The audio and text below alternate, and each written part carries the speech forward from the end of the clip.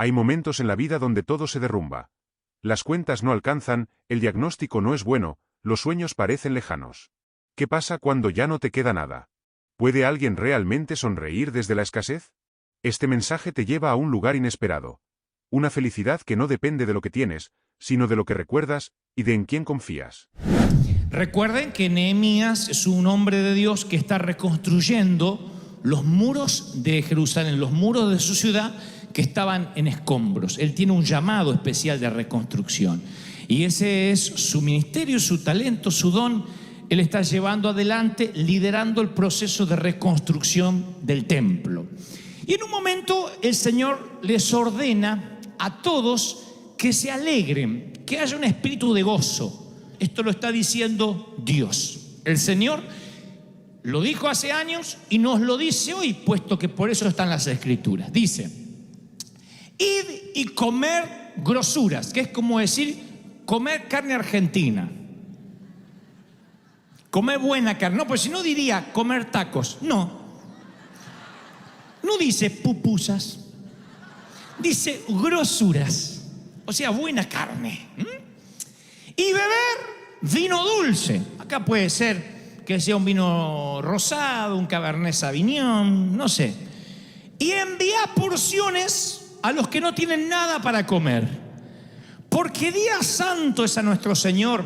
No se pongan tristes, porque el gozo del Señor es vuestra fuerza, es tu energía. Fíjense que el Señor da la fuente de energía. Y te dice cuál es. Te dice que la fuente de energía es el gozo. Es lo que te mantiene enérgico, te mantiene joven, te mantiene vital. Dice, los levitas hacían callar a todo el pueblo, diciendo: callad porque es día santo. Y el Señor decía: no, alégrense. Y todo el pueblo se fue a comer y a beber y a obsequiar porciones, repartiendo comida y a gozar de grande alegría, porque habían entendido la palabra que les habían enseñado. Yo leía esto ayer y decía: Señor, ¿qué es lo que me quieres decir? Aparte de la carne argentina que Dios siempre nos habla, ¿no? Y el Señor me decía: nota las órdenes que yo di a mi pueblo. Una de ellas es: comed, bebed, alegraos, dale al que no tiene de comer. Los levitas decían: no, quédense callados, porque no hagan mucho alboroto, no hagan bulla, porque Dios es un Dios santo. Y Dios dice: no, yo quiero que hagan algarabía, que beban, que coman, que disfruten, que celebren, que le den porciones a los que no tienen con grande alegría, porque eso hace un pueblo que entiende la palabra que les fue enseñada. Luego, la Biblia narra que había otro gozo en el pueblo, y era el pueblo que celebraba alrededor del becerro de oro. Y el Señor dice: hay que conocer, hay que tener discernimiento para saber la diferencia entre el verdadero gozo y el regocijo carnal. Porque Moisés desciende del monte de estar con el Señor y dice que veía un pueblo que gritaba, había alaridos fuertes, no era voz de alarido de débiles, dice la palabra en Éxodo 32:18, sino voz de cantar oigo yo. Y Moisés dice: estarán celebrando al Señor. Y cuando baja de la montaña, él ve el grito de la idolatría, ve un mover que no es genuino. Y la palabra dice que hay una diferencia entre el mover carnal, cuando uno está alrededor de un becerro de oro, y el mover del espíritu, cuando uno dice: no, yo entendí la palabra. Y tú dices: entonces, ¿cómo sé si mi alegría es genuina o mi alegría puede ser carnal, natural? Y este es el secreto. Yo quiero hablarles durante poquitos instantes lo que yo considero la felicidad de no tener nada. Es una felicidad típica, porque la felicidad siempre la relacionamos con que Dios nos bendiga, con que Dios nos dé, con que Dios nos provea. Pero hay una felicidad que uno obtiene no teniendo nada. ¿Cómo sé si mi alegría es genuina o solo una emoción superficial? Hay gozos que nos hacen reír y hay gozos que nos transforman. El verdadero gozo es espiritual. No depende del entorno ni de lo que tenemos, sino de lo que entendemos. Cuando comprendes la palabra, el corazón se alegra con sentido, aún en medio del dolor. Cuando pasas por la materia, por la estación de la vida, de alegrarte, de tener felicidad cuando no tienes nada, ese es el método para saber si tu felicidad es genuina y proviene de Dios o no. ¿Están siguiendo hasta ahí, sí o no? Cuando Israel Dios decide que entren a la tierra prometida, a Dios le viene un conflicto, no un conflicto, pero le viene un debate, supongo, celestial. Dice, si los bendigo y les doy la tierra que les prometí, que fluye leche y miel, lo más probable es que este pueblo olvide de donde yo lo saqué. Ustedes dirán, bueno, es que Israel era un pueblo cabezón, era un pueblo duro, necio. No, así somos los seres humanos. Tan pronto Dios nos sana, tan pronto Dios nos bendice, la alegría con el correr de los días se nos empieza a ir, porque solo alguien que olió la muerte tiene un gozo que después no se le va.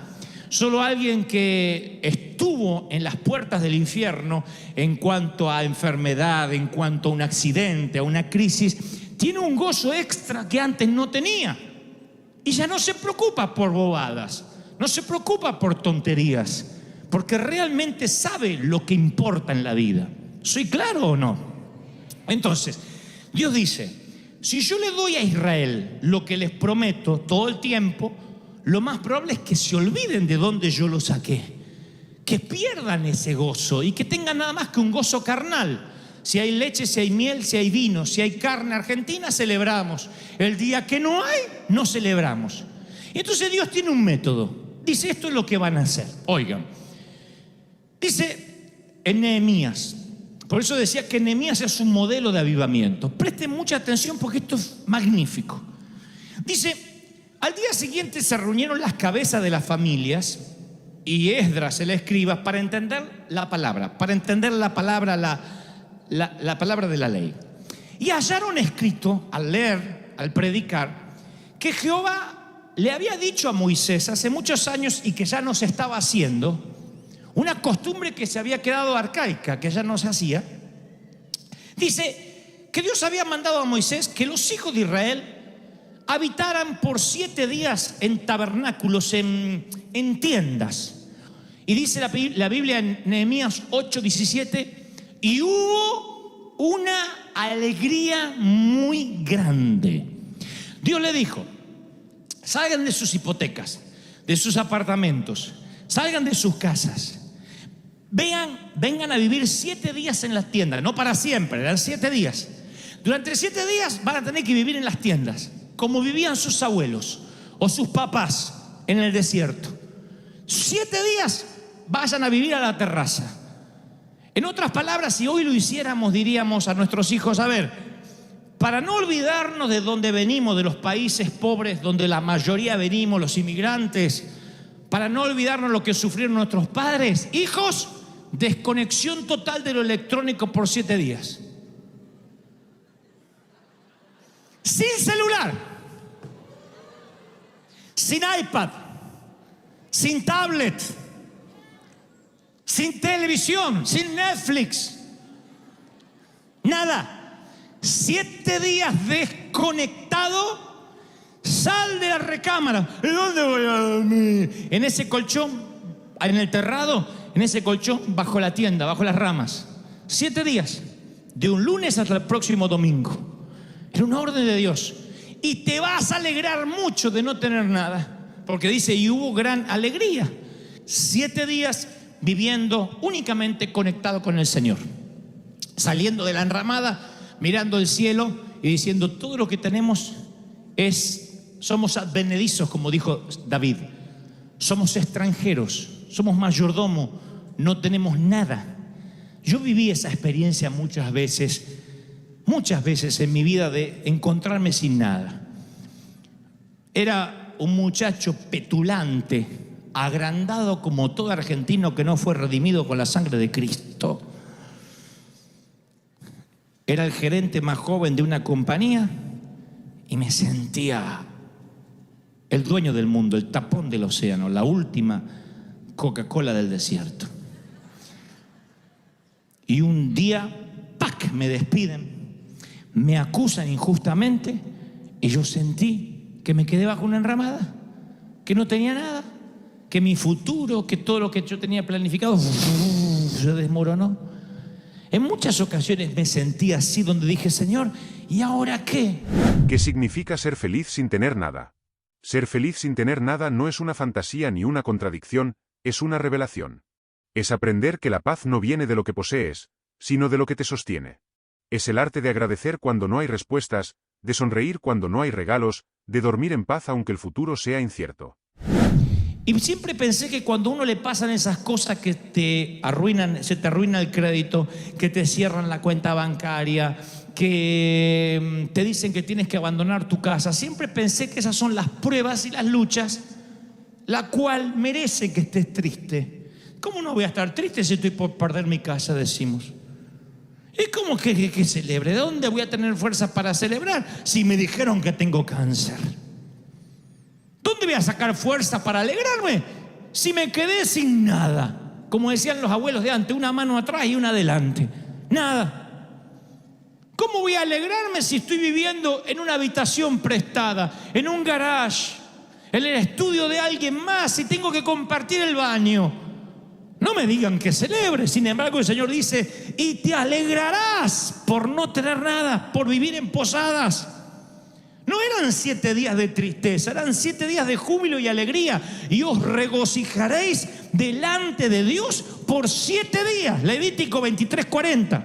7 días celebrarás de no tener nada. Celebrarás fiesta solemne a Dios en el lugar que Dios te da. Porque así te bendijo Jehová en todos los frutos y en la obra de tus manos. Y dice Deuteronomio 16:15, y estarás verdaderamente alegre. Verdaderamente alegre. Mi papá, descendiente de alemanes, alemán, él decía que rentar casa es tirar la plata. Puede ser una filosofía de vida, no la voy a discutir acá. Yo creo que si Dios te da dinero para pagar la renta, es tuyo. Un título de propiedad no te hace más o menos rico. Todos queremos tener casa propia, sí. Pero mientras tanto, en alguna eventualidad de la vida, o gran parte de la vida, te toca rentar, vivir de prestado, mientras tenga techo y comida y Dios te abastezca, alégrate por el maná diario. ¿Sí? Yo soy un hombre que siempre te va a alentar a tener lo tuyo, a prosperar, a que te vaya bien. No me gusta la vagancia de decir, bueno, no importa si no tienes nada. No, tenemos que progresar, tenemos que ir de victoria en victoria.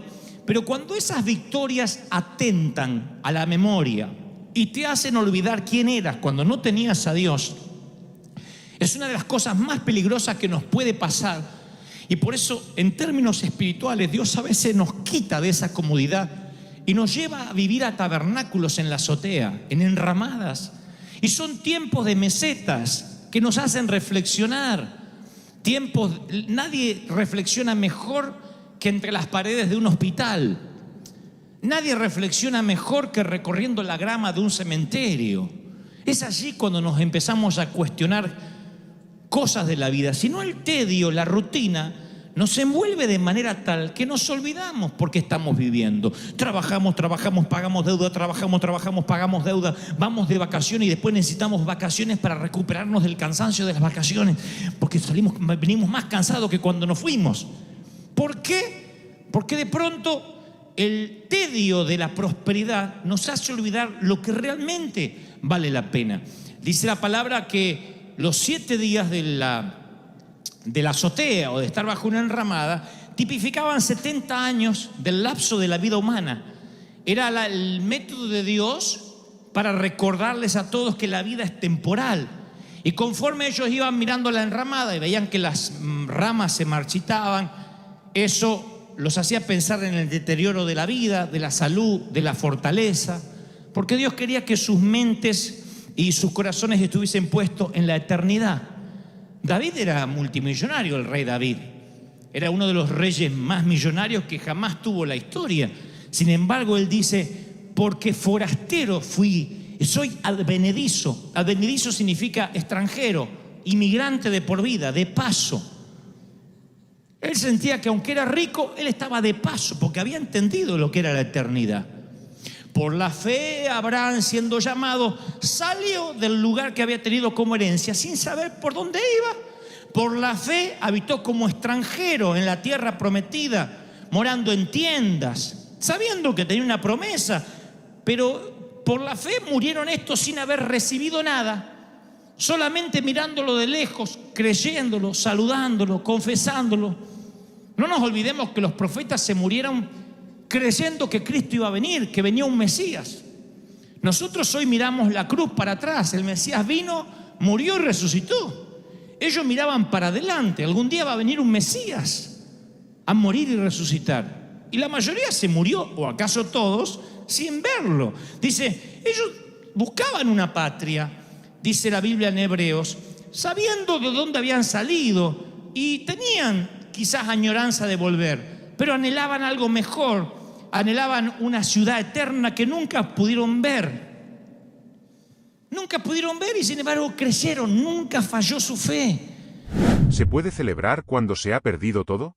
La lógica dice que no. Pero la fe siempre contradice la lógica. Celebrar en la escasez no es ignorancia, es confianza. Cuando puedes decir gracias desde un hospital, desde un desalojo, desde una pérdida, estás haciendo temblar al infierno. Porque esa fe inquebrantable es la que mueve el cielo. Mi pregunta es, ¿y si nunca pudieras ver esa esperanza que tienes, aún así seguirías gozoso? Porque tu vida es eterna, no es solamente lo temporal de aquí. La vida, dice Max Lucado, genial escritor, es semejante a dos constructores.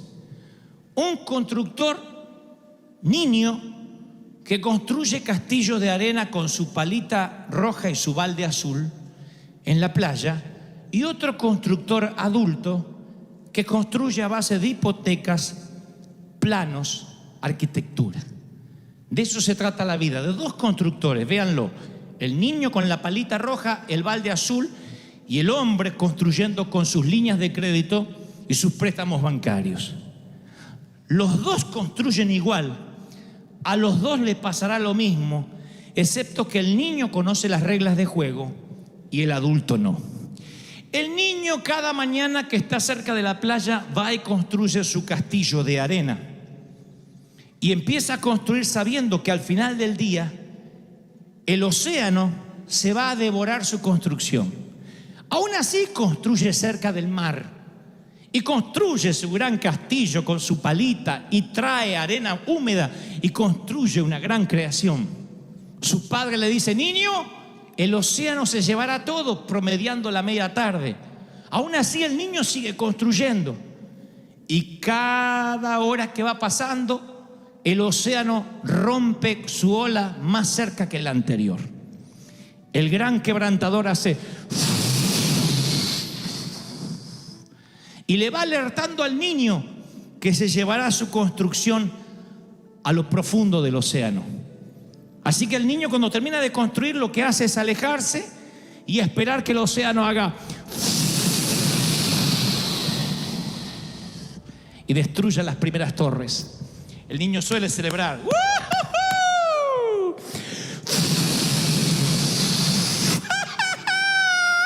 Ahora se lleva la torre más grande.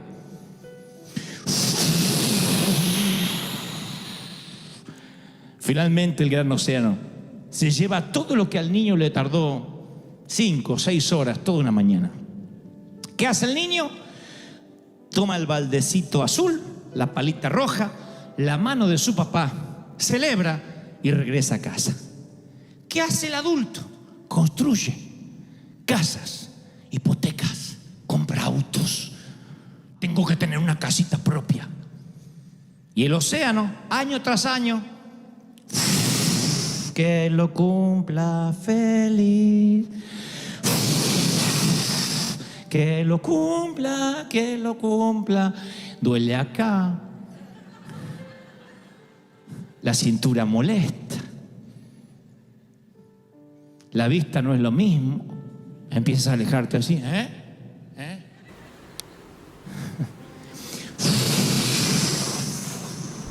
¿Por qué Dios permite momentos de escasez? Dios no necesita nuestra comodidad, necesita nuestra memoria viva. Cuando todo va bien, tendemos a olvidar. Pero en los valles más oscuros es cuando más clara se vuelve la voz de Dios. Él permite la escasez no por castigo, sino por amor, porque sabe que ahí, cuando no tenemos nada, volvemos a recordar quién era el proveedor. La vejez nunca llega sin avisar. La vejez es digna. Avisa año tras año y te dice, el océano se llevará todo lo que estás construyendo. Y eso no es para deprimirte.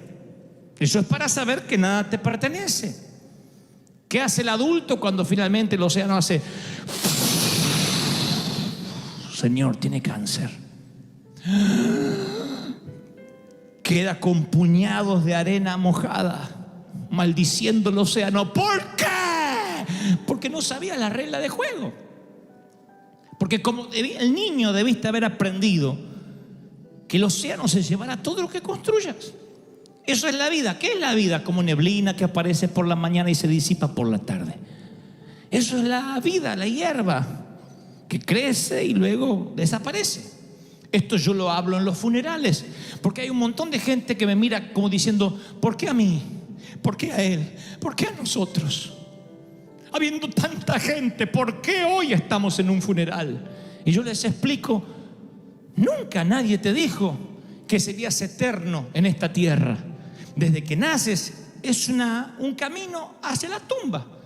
Entonces, si nos hacemos torpes, insisto, y nos olvidamos lo que tenemos, que es la vida, que es el día a día, ¿qué hace el Señor para que nuestra memoria no sea tan frágil? Dice, de tanto en tanto vas a vivir en la azotea 7 días. Tal vez no sean 7 días, tal vez llevas 3 meses endeudado. Tal vez lleves 1 año que no puedes salir de ese pozo. Tal vez lleve 2 años y a veces decimos, Satanás me está atacando. ¿No será que Dios permite algunas cosas para refrescarte la memoria y no te olvides que su orden es, y cuando no tengas nada, alégrate, pero regocíjate en serio, porque yo soy el Dios que te proveyó, te provee y te va a proveer? Alguien tiene que decir amén. Y si Dios te mandara a vivir en chozas por 7 días, por 2 meses, porque Él sabe el peligro que se encuentran sus hijos cuando son siempre bendecidos. Él sabe que si nos consiente mucho, nos seducimos por el mundo y nos olvidamos de dónde Dios nos sacó. Hay un cántico de Moisés que predice la apostasía del pueblo de Dios una vez que prospera. Dice, pero el pueblo de Dios engordó. Está hablando en términos metafóricos, nadie se sienta mal. Y tiró patadas, coces, y se volvió incontrolable. Engordaste, dice una versión, te cubriste de grasa, Israel, y abandonaste a Dios y menospreciaste la roca de la salvación. Deuteronomio 32:15. Qué feo cuando Dios dice, te llenaste de grasa y te olvidaste del Dios que te mataba el hambre en el desierto. ¿Y saben qué hizo Dios con Israel? Nunca les entregó el título de propiedad. Nunca.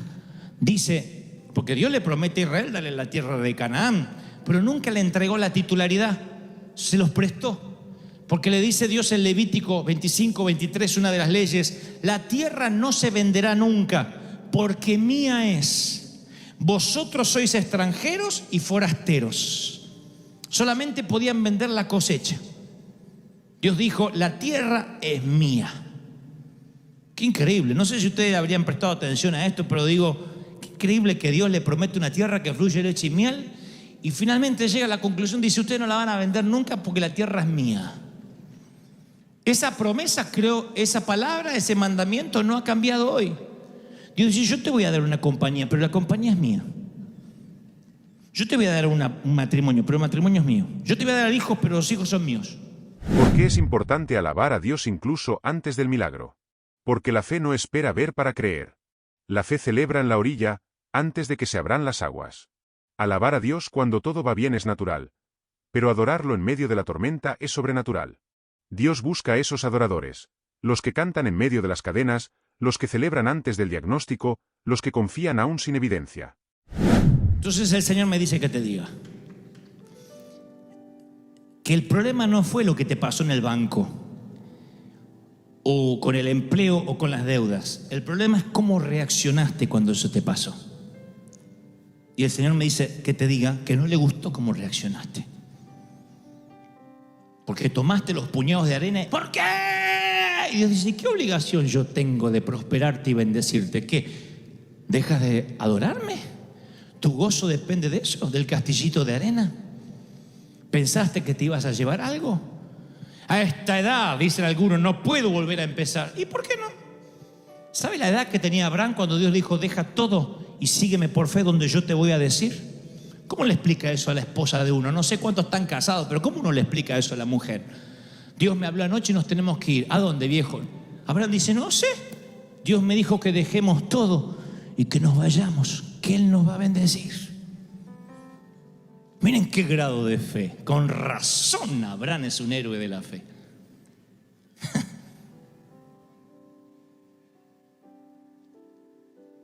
El problema no es la enfermedad, el problema es cómo reaccionaste a la enfermedad. La tristeza que te agarró. Dios dice, ¿no confiabas en mí? Sí, pero yo estaba sano, Señor. Y bueno, ¿no confías en mí? Jesús lloró. Uno de los versículos casi más cortos de toda la Escritura. Jesús lloró. ¿Cuándo? Cuando ve las hermanas de Lázaro que dice, si hubieses estado aquí, mi hermano no habría muerto. Siempre me pregunté si Jesús lloraba por su amigo, ¿por qué lloraría por alguien que sabe que va a resucitar en los próximos minutos? Yo me alegraría, diría, ¡ja, ja, tranquilo, va a resucitar!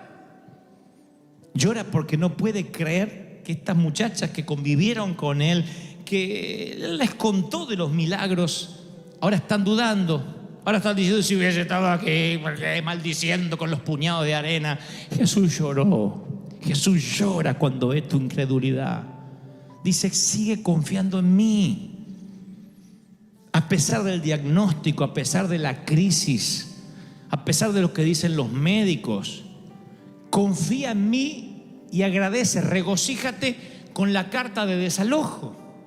No esperes la carta de reivindicación. Perdón, nos confundimos con usted para salir a celebrar, porque eso es adoración en la orilla incorrecta. El pueblo de Israel celebró al Señor una vez que cruzó el Mar Rojo.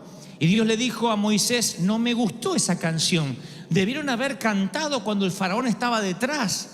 Debieron haberme alabado en fe. La alabanza en fe siempre alegra más al Señor que la alabanza una vez que te bendijo. Entonces yo creo que el Señor, mal valga el ejemplo, digo, cuando Él ve que te alegras igual, cuando dice yo me voy a contentar igual, no tengo, pero me voy a alegrar con lo que Dios me dio. Bueno, no puedo cambiarme la ropa todos los días. Bueno, no puedo comer lo que quisiera comer, pero vamos a alegrarnos igual. No hay regalo para los chicos en esta Navidad, pero aunque sea, vamos a poner, no sé, una galletita, algo chiquitito, simbólico, y los niños se alegran igual. En vez de decir, y mi iPad, en vez de decir eso, si tu hijo se empieza a comportar miserablemente así, y te dice, papá, ya salió el nuevo iPhone y no lo tengo, tienes urgentemente que desconectarlo mínimamente 7 días y mandarlo a la azotea a que se acuerde de dónde viene, a dónde va. Veo a los padres diciendo, ¿viste? Pero es verdad, es hora de desconectarlo, porque a veces creemos por derecho aquello que tenemos que tener como providencia, como bendición. ¿Me están siguiendo, sí o no? Desde respirar, desde levantarte, desde tomarte un café, desde desayunar, ya es extra, es algo que no te merecías y Dios te lo da. Si además de eso Dios te da el placer de amar, el placer de soñar, de tener esperanza, yo creo que somos personas privilegiadas. No debería haber ningún triste, por lo menos en River Church jamás, porque que yo vea a todos, la mayoría de ustedes creo están respirando, ¿sí o no? Y si alguien ya no respira, avísenme que lo sacamos rápido. Pero todos están respirando. Eso es un privilegio, el tener pulmones, el respirar. ¿Qué va a pasar el año que viene? No sé, porque la tierra es de Dios y somos mayordomos de Él. Y le podré dejar un legado a mis hijos y vamos a trabajar duro, pero si no se puede, no se puede. Hay de los que empezarán con nada, hay de los que empezarán con mucho esfuerzo, hay de los que lo perderán todo y volverán a empezar una y otra vez. Y sabrán de que hay que construir un ladrillo a la vez. Con cada huracán que la vida te sorprenda, te levantas a la mañana. ¿Y cómo hago ahora que se me cayó la casa? Un ladrillo a la vez, como hiciste toda la vida. Así somos los hispanos, trabajadores, nos reinventamos, resurgimos de las cenizas, porque decimos, Satanás me quiere ver muerto, Satanás me quiere ver quebrado, pero no es él el que decide cuándo termina mi vida aquí, es Dios quien lo decide. Hoy aprendimos que la verdadera alegría no se mide por lo que poseemos, sino por lo que somos capaces de agradecer, aún en medio de la pérdida. Porque hay una clase de felicidad que no depende de cuentas bancarias, diagnósticos ni aplausos, sino de saber que, aunque no tengamos nada, si tenemos a Dios, lo tenemos todo. Que este mensaje no se quede solo en palabras, sino que despierte en tu interior una fe que no se rinde, una gratitud que no caduca y una esperanza que no conoce final. Porque el alma que aprende a sonreír en la escasez, está más cerca del cielo que nunca.